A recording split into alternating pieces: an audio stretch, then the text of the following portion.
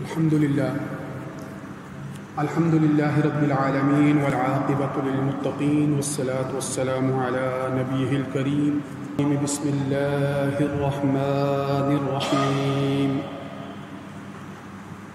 سبحان الذي أسرى بعبده ليلا من المسجد الحرام إلى المسجد الأقصى الذي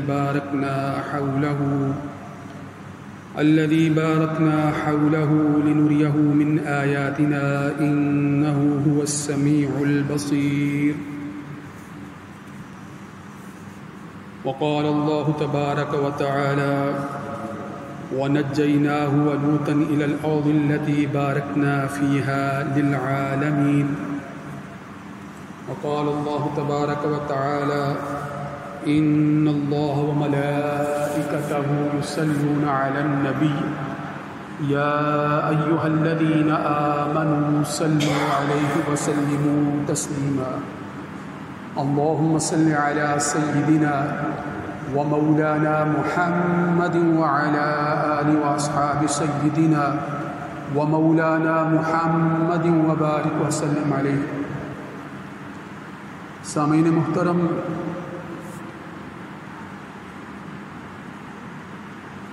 رمضان المبارک کا مہینہ اپنی رونقوں کے ساتھ جو ہے وہ ہم سے رخصت ہو چکا ہے، اور ایک جو دل خراش صورتحال اس ماہ مبارکہ کے آخری عشرے میں، آخری دنوں میں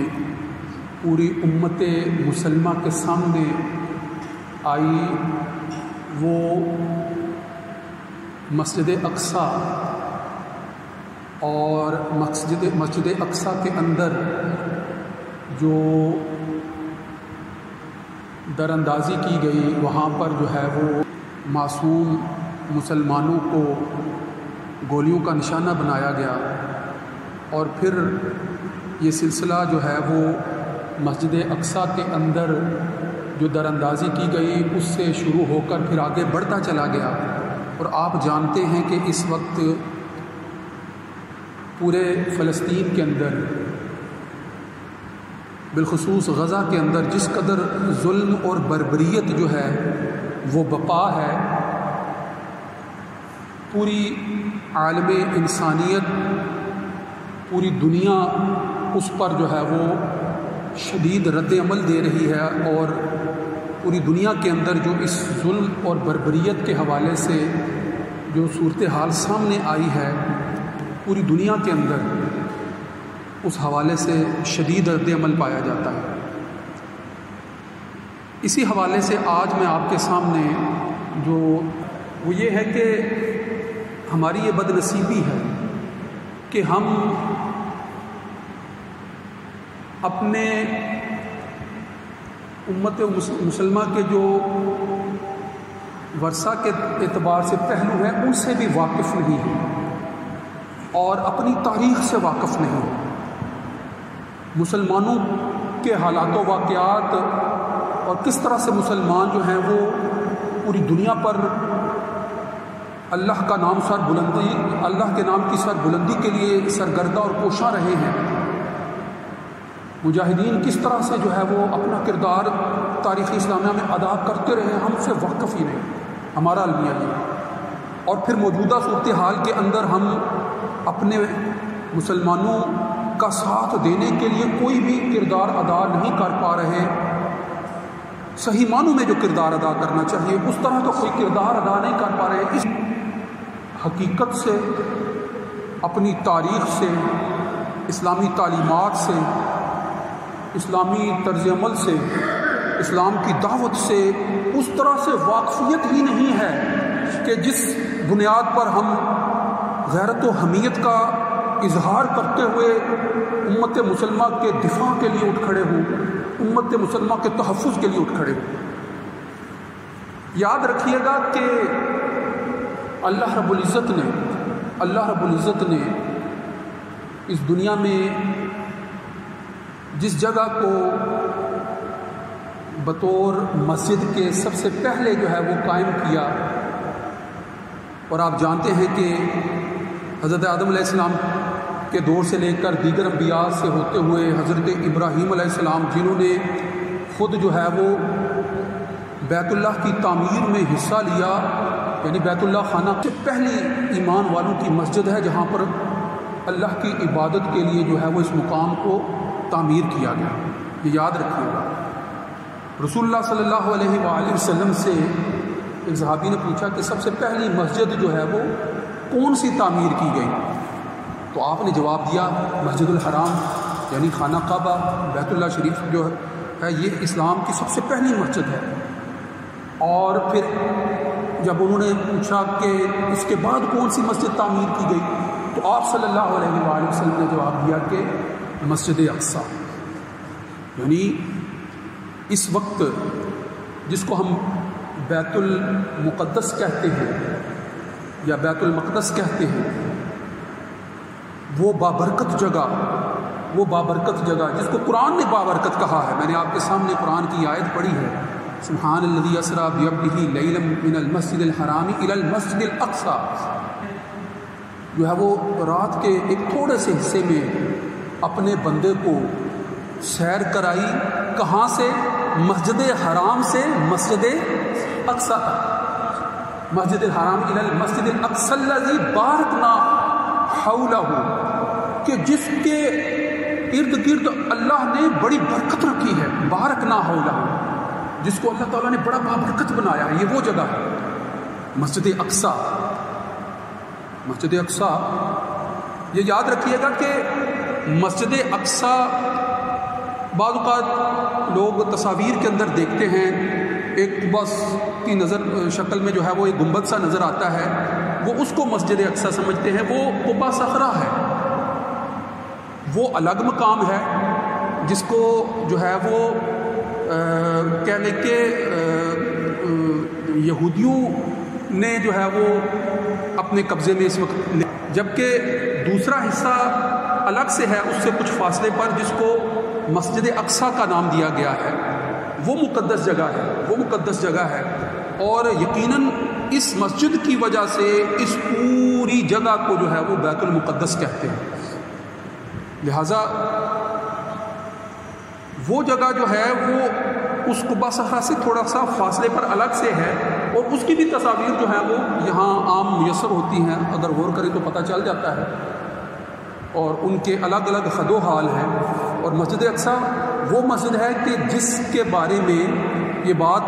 ذہن میں رکھنی چاہیے کہ اللہ تعالیٰ نے اس کو بڑی بابرکت جگہ بنایا ہے۔ مسجد اقصی اور اس کے ارد گرد جو علاقہ ہے یہ فلسطین کا علاقہ ہے، اور فلسطین جو ہے یہ مسلمان تاریخ کے اعتبار سے یہ وہ سارا علاقہ ہے جو شام کے اندر جو ہے وہ واقع تھا۔ شام کے ساتھ بھی دور ہے، اس دور کے اندر تو نقشے اور انداز میں جو ہے وہ ہمارے سامنے آ رہے ہوتے ہیں تو ہمیں سمجھ نہیں آ رہی ہوتی۔ میں اس کی بھی وضاحت آپ کے سامنے رکھوں گا کہ یہ جدید دور میں ہوا کیا اور مسائل کیا ہیں، مگر یہ یاد رکھیے گا کہ اسلامی دور اقتدار میں، جس کی تفصیل بھی میں آپ کے سامنے رکھوں گا، کہ یہ جو سارا علاقہ تھا، یہ سارا علاقہ جو ہے وہ شام کے ساتھ منسلک تھا، اور شام کے حوالے سے رسول اللہ صلی اللہ علیہ وآلہ وسلم کی احادیث کے اندر جو ہے وہ بڑی جو ہے وہ پہلو بیان کیے گئے ہیں، جن میں شام کے لوگوں کے متعلق، شام کے جو ہے وہ بابرکت ہونے سے متعلق، اور شام کے اندر جو ہے وہ آخرت کے بہت سے آثار کے نمایاں ہونے سے متعلق بہت سی وضاحتیں موجود ہیں کہ جو ہے وہ نزول مسیح بھی جو ہے وہ شام کے علاقوں میں جو ہے وہ ہوگا، اور بعد میں جو ہے وہ دجال سے مقابلہ اور دجال کا خاتمہ بھی جو ہے وہ انہی علاقوں میں ہوگا۔ یہ ساری واقعات، یہ ساری تفصیلات جو ہے وہ حدیث کی روشنی یاد رکھیے گا کہ سب سے پہلے ہم قرآن ہی کی روشنی میں اگر دیکھیں تو قرآن کی آیت سے ہمیں پتہ چلتا ہے کہ حضرت ابراہیم علیہ السلام، میں آپ کے سامنے اگر آیت رکھوں، قرآن مجید کی یہ آیت بڑی اہم ہے اس حوالے سے کہ حضرت ابراہیم علیہ السلام، اگر ہم جو حضرت آدم علیہ السلام کے بعد حضرت نوح علیہ السلام کے دور سے گزرتے ہوئے حضرت ابراہیم علیہ السلام کے دور میں آئیں تو ہمیں پتہ چلتا ہے کہ حضرت ابراہیم علیہ السلام وہ ہستی ہیں کہ جن کو اللہ رب العزت نے اس علاقے کی طرف، شام کے علاقے کی طرف، اور خصوص فلسطین جہاں پر یہ بیت المقدس ہے، اس کی طرف ہجرت کرنے کا حکم دیا تھا۔ قرآن کی آیت ہے کہ وَنَجَّيْنَاهُ وَلُوطًا إِلَى الْأَرْضِ الَّتِي بَارَكْنَا فِيهَا لِلْعَالَمِينَ، اور ہم نے ابراہیم کو نجیناہو کی ضمیر جو ہے وہ حضرت ابراہیم علیہ السلام کی طرف لوٹ لیا ہے. ہم نے ابراہیم علیہ السلام کو اور لوط کو نجات دے کر اس سرزمین کی طرف لے گئے جس میں ہم نے تمام جہانوں کے لیے، جہان والوں کے لیے برکت فرمائی تھی. یہاں پر بھی یہ ذکر فرمایا کہ وہ زمین کہ جس کے اندر اللہ تعالیٰ نے تمام جہانوں کے لیے برکت رکھی تھی، یہ وہ زمین بیت المقدس. تو سب سے پہلے جو ہے وہ روایات میں پتہ چلتا ہے کہ حضرت ابراہیم علیہ السلام جو ہے وہ فلسطین کی طرف جو ہے وہ ہجرت کر کے گئے،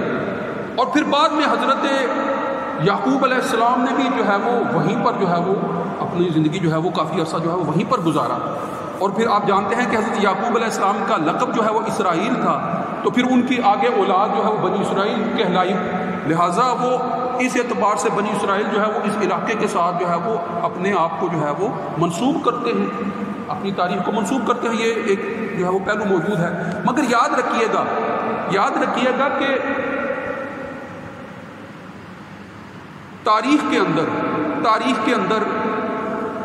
حضرت ابراہیم علیہ السلام کے بعد حضرت یعقوب علیہ السلام اور ان کے بعد پھر جتنے بھی انبیاء آئے، حضرت موسیٰ علیہ السلام اور پھر حضرت عیسیٰ علیہ السلام تک، سب کا عبادت خانہ جو ہے وہ یہ جگہ رہی ہے. سب کا عبادت خانہ، سب جو ہے وہ، میں آپ کے سامنے جو ہے وہ ایک روایت رکھتا ہوں اسی آیت کی، انہی آیات کی تفسیر کے حوالے سے، جو آپ کے سامنے مختلف روایات ہمارے سامنے آتی رہتی ہیں. ہمیں جو ہے وہ حوالے سے بات جو ہے وہ پتہ ہونی چاہیے، حوالوں کے ساتھ جو ہے وہ ہماری ان کے اوپر نظر ہونی چاہیے، تاکہ ہم جو ہیں وہ اس حوالے سے کسی غلط فہمی کا شکار نہ ہوں اور ان حوالوں کو اپنے سامنے رکھ کر جو ہے وہ دلیل سے بات کرنے کے قابل ہو سکے. تو یہ یاد رکھیے گا کہ یہ جگہ تمام انبیاء جتنے بھی انبیاء ہیں ان کا عبادت خانہ رہی ہے، مسجد کی حیثیت سے عبادت خانہ رہی ہے. اور اس جگہ کو صرف حیثیت اس وجہ سے حاصل نہیں ہوئی کہ یہ تمام انبیاء کا عبادت خانہ رہی ہے، بلکہ یہ حیثیت اس وقت عروج پر پہنچ گئی،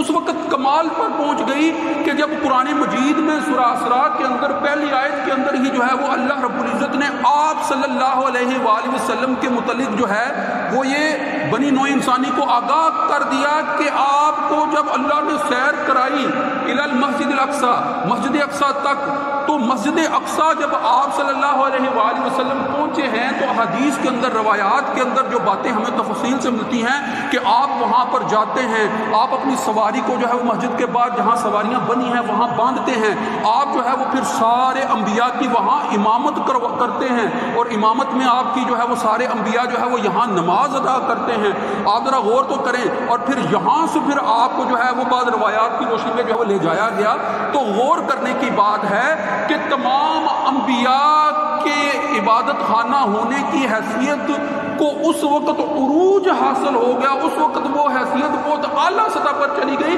جب رسول اللہ صلی اللہ علیہ وآلہ وسلم نے خود جو ہے وہ تمام انبیاء کی اسی جگہ پر امامت فرمائی. غور کرنا چاہیے نا. اس لیے ایسا ہی نہیں ہے یہ معاملہ کہ ہم جو ہے وہ اس کو نظر انداز کر رہے ہیں. آپ یہ بات ذہن میں رکھیے گا، میں بعد میں ان کی تفاصیل بھی کرتا رہوں گا، آئندہ ایک دو جمعے میں یہ باتیں میں آئندہ دہراتا رہوں گا. غور کرنا کہ اللہ رب العزت نے جو دین پسند فرمایا ہے، ان الدین عند اللہ الاسلام، وہ دین اسلام ہے. جو اللہ رب العزت نے جس دین کو لوگوں کے لیے، اپنے بندوں کے لیے پسند فرمایا ہے، جس کے نتیجے میں لوگوں کی بخشش ہونی ہے، جس کے نتیجے میں لوگوں کو جو ہے وہ ان کی اعمال اور ان کے پرکھا جائے گا. تو جس دین کو اللہ رب العزت نے، جس ضابطہ حیات کو اللہ رب العزت نے پسند فرمایا ہے، وہ ان الدین عند اللہ الاسلام، وہ تو اسلام ہے.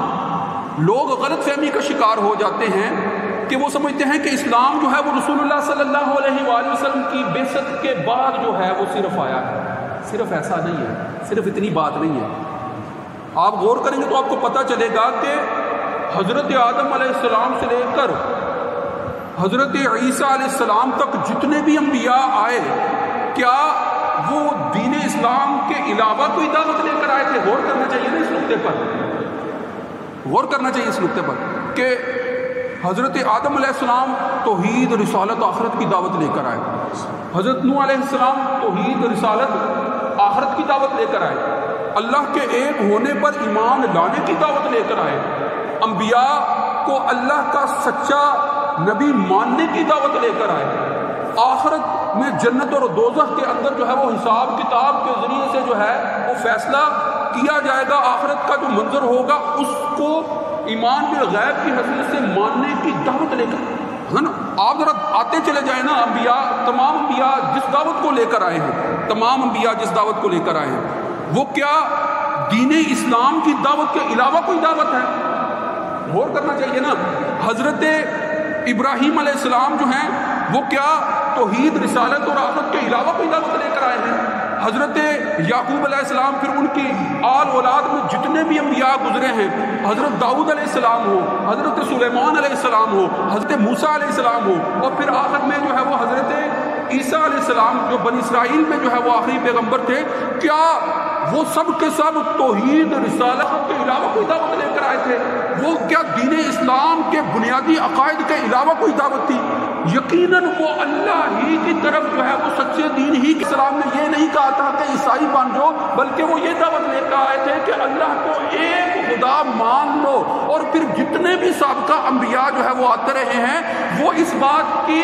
نوید سناتے رہے ہیں کہ نبی آخر زمان جو ہے وہ تشریف لائیں گے، وہ بعد میں آخر کے دور کے اندر جو ہے وہ تشریف لائیں گے، اور یہ اپنی تعلیمات کی روشنی میں جو ہے یہ بات ہمیشہ سے یقین کرتے رہے ہیں کہ رسول اللہ صلی اللہ علیہ وآلہ وسلم جو ہے وہ نبی آخر الزمان ہوں گے، اور ان کے آنے کے منتظر رہے ہیں۔ مگر آپ کی جب بعثت ہوتی ہے تو اپنے تعصب اور اپنے ہٹ درمی کی وجہ سے جو ہے وہ یہودیت اختیار کرتے ہیں، نصرانیت اختیار کرتے ہیں، اپنے گھڑے ہوئے عقیدے اختیار کرتے ہیں، مگر رسول اللہ صلی اللہ علیہ وآلہ وسلم پر ایمان نہیں لاتے۔ لہٰذا یہودیت اور نصرانیت کوئی بنیادی دعوت جو ہے وہ اللہ کی طرف سے نہیں رہی ہے، یہ ان کی اپنی جو ہے وہ تیار کردہ جو ہے بعد کے ادوار کی دعوتیں تھیں۔ ہاں اگر کوئی دعوت جو ہے وہ تمام انبیاء لے کر آئے ہیں تو وہ دین اسلام ہی بت رہی ہے کہ جس کے مطابق جو ہے وہ تمام انبیاء اسی بیت المقدس کے اندر جو ہے وہ واحد اللہ رب العزت وحدہ لا شریک ہی کی عبادت کرتے رہے ہیں، اور انبیاء کے ذریعے سے اللہ کا ہی پیغام جو ہے وہ تمام لوگوں تک پہنچتا رہا ہے، اور اس پیغام کی ہی مخالفت میں جو ہے وہ تمام ان کے دشمن ہوتے رہے ہیں۔ لہذا جو ہے وہ بہت سے واقعات سے واقف ہیں کہ کس طرح جو ہے وہ یہ انبیاء کے قتل کے منصوبے بنایا کرتے تھے، انبیاء کے قتل کے منصوبے، انبیاء کی نافرمانی اور ان کے مخالفت کے منصوبے اللہ کی بار بار نافرمانی کے نتیجے میں اللہ کے عذاب سے بار بار دو چار ہوا کرتے تھے۔ یہ واقعات ہم تفصیل سے جو ہے وہ تاریخ میں اور تفاسیر کی کتابوں میں کیا پڑھتے ہیں کہ نہیں پڑھتے ہیں۔ اب ذرا غور کریں کہ جب اللہ کے نزدیک دین اسلام ہی پسندیدہ دین ہے، اس کا مطلب یہ ہے کہ حق پر قائم رہنے والے اس بات سے واقف ہیں کہ برکت والی جگہ جس کو بارکنا حولہ قرآن مجید میں کہا، وہ مسجد اقصی، وہ ارض فلسطین، وہ شام کے علاقے، یہ ہمیشہ سے جو ہے وہ انبیاء کی سچی دعوت کے جو ہے وہ علاقے رہے ہیں، اس لیے یہاں ہمیشہ اسلام کی طرف جو ہے وہ دعوت دی جاتی رہی ہے، اسلام کے علاوہ جو ہے وہ کسی اور دین کو حق کے طور پر پیش کرنے کی دعوت نہیں دی جاتی رہی ہے۔ لہٰذا حق کی بنیاد پر تاریخ کے کسی دور کو بھی اگر لیا جائے گا تو مسلمان ہی اس علاقے کے حقیقی وارث اور اس علاقے کے جو ہے وہ حقیقی علمبردار اور اس علاقے کے جو ہے وہ حقیقی تولیت کا حق رکھنے والے ہیں، اس کے علاوہ کوئی اور حقیقی حق رکھنے والا نہیں ہے۔ اس لیے اس حق سے کسی بھی طرح مسلمانوں کو کوئی بھی دستبردار جو ہے وہ نہیں کر سکتا، یہ ذہن رکھیے۔ اور مسلمان ایک امت ہوتے ہیں، چاہے موجودہ دور کے اندر ہم سرحدوں میں تقسیم ہیں، ہمارے جو ہے وہ حکمران جو ہے وہ ان سرحدی جو ہے وہ بنیادوں پر جو ہے وہ امت مسلمہ کو الگ الگ رکھنے کے لیے جو ہے وہ اقدامات کرتے ہوئے نظر آتے ہوتے ہیں، مگر جو ہے وہ رسول اللہ صلی اللہ علیہ وسلم نے فرما دیا ہے کہ تمام مسلمان ایک جسم کی طرح ہیں، کہ جس طرح جسم کے ایک حصے کو تکلیف پہنچتی ہے تو پورا جسم جو ہے وہ اس کی درد اور تکلیف میں جو ہے وہ شامل ہوتا ہے. لہذا روئے ارضی کے اوپر اللہ کی اس زمین کے اوپر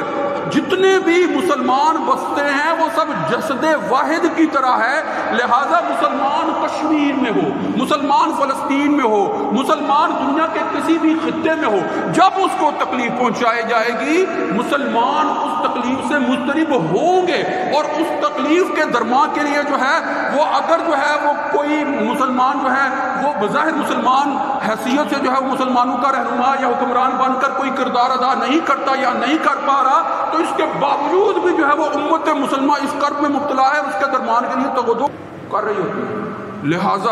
لہٰذا ہم اپنی فکر کو، اپنی سوچ کو، اپنے غور و فکر کرنے کے انداز کو جو ہے وہ صحیح نہج پر لے آئیں. میں انشاءاللہ آئندہ گفتگو میں بھی جو ہے وہ اس کے بہت سے گوشے جو ہے وہ کھولنے کی کوشش کروں گا. میں آپ کو انشاءاللہ بتاؤں گا آئندہ گفتگو میں کہ مسلمانوں کے پاس ہی ہمیشہ جو ہے وہ تاریخ میں ایک بڑے عرصے تک جو ہے وہ یہ علاقہ رہا ہے. حضرت عمر فاروق، اگر آپ جو ہے وہ اس جدید اسلامی تاریخ کے طور کو ہی دیکھ لیں، جو کہ رسالت مآب صلی اللہ علیہ وآلہ وسلم کے جو ہے وہ بعثت کے بعد سے جس کا آغاز ہوتا ہے، اس میں حضرت عمر فاروق رضی اللہ تعالی عنہ نے 17 ہجری کے اندر جب بیت المقدس کو فتح کیا تھا تو 400 سال تک جو ہے وہ اسی تسلسل میں مسلمانوں کے پاس بیت المقدس رہا تھا. یہ نہیں ہے کہ مسلمانوں سے جو ہے وہ چھن گیا تھا. ہاں، اس کے بعد جب صلیبی جنگوں کا آغاز جو ہے وہ ہوا تو 1199 میں